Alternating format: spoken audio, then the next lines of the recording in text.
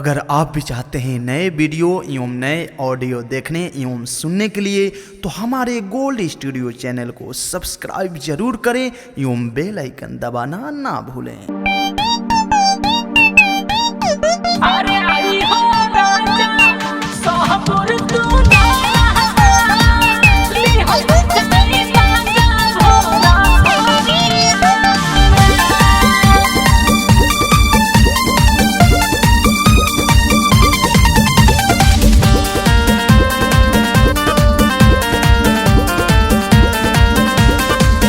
राजा पहिला मिलन ह पहिला मुलाकात तनी सबुर धरी राजा हमर मानी तनी बा ए राजा मानी ना। राजा पहिला मिलन ह पहिला मुलाकात तनी सबुर धरी राजा हमर मानी तनी बा कि बेहरी बेहरी गुदगुदावे लकमरिया में आई हो राजा सोहपुर तू धारना ली हो जानी मांझा भोरा हरिया में। अरे आई हो राजा सोहपुर तू धारना ली हो जानी मांझा भोरा हरिया में।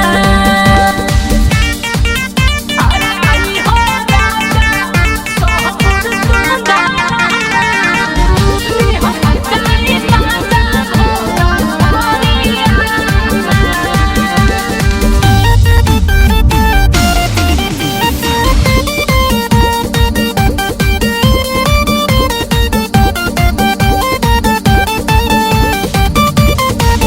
हो खते हसा झतू धरे लतुहा थके जहाँ कल बाट सभे राजा जान जाई बात के।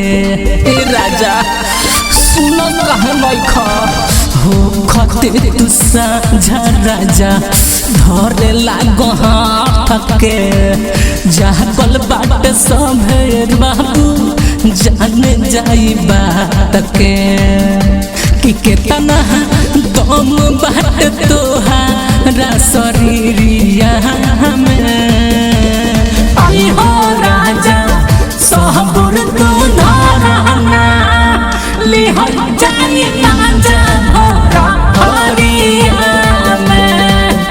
अरे आई हो राजा सोहपुर तू धारना ली हो जानी मांझा भोरा हरिया में।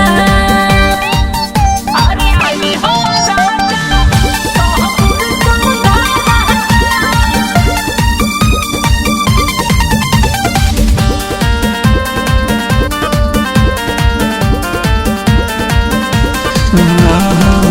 रात चाहे दिन होखे रहल रियाइल ओही खातिर आगा पीछा रह घुरियाइल।